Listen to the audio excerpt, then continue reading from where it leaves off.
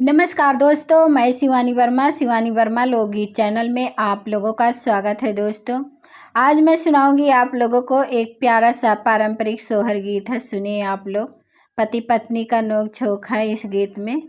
तो आप लोग सुने और बताइएगा कमेंट बॉक्स में आप लोगों को कैसा लगा ये प्यारा सा गीत। तो आइए सुने, गीत का पूरा आनंद लीजिएगा।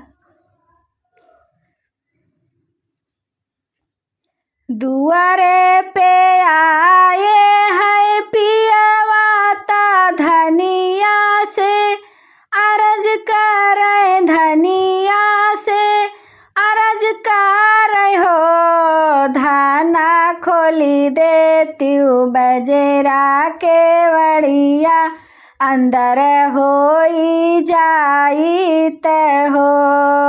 रनिया खोली देती बजरा के वड़िया, अंदर होई जाइत हो। दुआरे पे ठाढ़े हैं पियवा ता धनिया से अर्ज करे, धनिया से अर्ज करे हो। धाना खोली देती बजेरा के वड़िया, अंदर होई जाइत हो। रनिया खोली देती बजेरा के वड़िया, अंदर होई जाइत हो। हथवा मेरा में हदिया तो पावा में हावर, तो पावा में हावर हो। राजा जागत बाटे हमारो लालन, माँ तो गोदिया में खेलाई हो। राजा जागत बाटे हमारो लालन, माँ तो गोदिया में खेलाई हो। पलना सुताई देती ललना, मेहंदी के धोई देती, मेहंदी के धोई देती हो। धाना खोली देती बजरा के वड़िया, अंदर होई जाइत हो। धाना खोली देती बजरा के वड़िया, अंदर होई जाइत हो। ललना सुताओ तू ही पलना, मेहंदी के धोई देती, मेहंदी के धोई देती हो। रनिया खोली देती बजरा के वड़िया, अंदर होई जाइत हो। धाना खोली देती बजरा के वड़िया, अंदर होई जाइत हो। अपने ही मैया के दुलारी बापैया के प्यारी, बापैया के प्यारी निहो। राजा सात बीरनवा के बहिनिया के वड़िया कैसे खोली हो।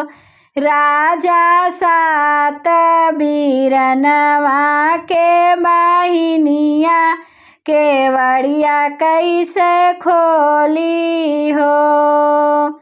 यतनी बचनी सुनई राजा घोड़े पीठे सवार भाई, घोड़े पीठे सवार भाई हो। सखिया चली दिहले बनवा की ओरिया, उलटी नाही देखाई हो। सखिया चली दी है बनवा की ओरिया, उलटी नाही देखाई हो। एक बाना गईले दूसरे बा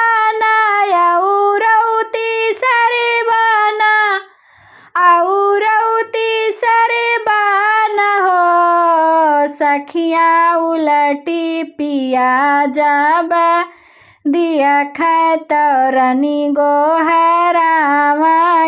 हो। सखिया उलटी के पिया जब ताकै तरनिया गोहरावई हो। मैया के तू ही दुलारी बापैया के प्यारी बापैया के प्यारी निहो। धना सातो बीरनवा के बहिनिया काहे के गोहरावऊ हो। धना सातई बीरनवा के बहिनिया काहे के आईऊ हो। मैया के राहई मोरी दुखिया त भैया भैले हरवा हवा त भैया मोरे हरवा हवाई हो। राजा बपई जी कैले बियाहवा तुहई गोहराईनी हो। राजा बपई मोरे किहले बियाहवा तुहई गोहराईनी हो। मैया मोरी बाटी दुखिया मैया मोरी बाटी दुखिया त भैया हारे वहवा त भैया हारे वहवाई हो। राजा बपई मोरे कैले बियाहवा यही नाता गोहराई हो। राजा बपई मोरे कैले बियाहवा इहई नतवा गोहराया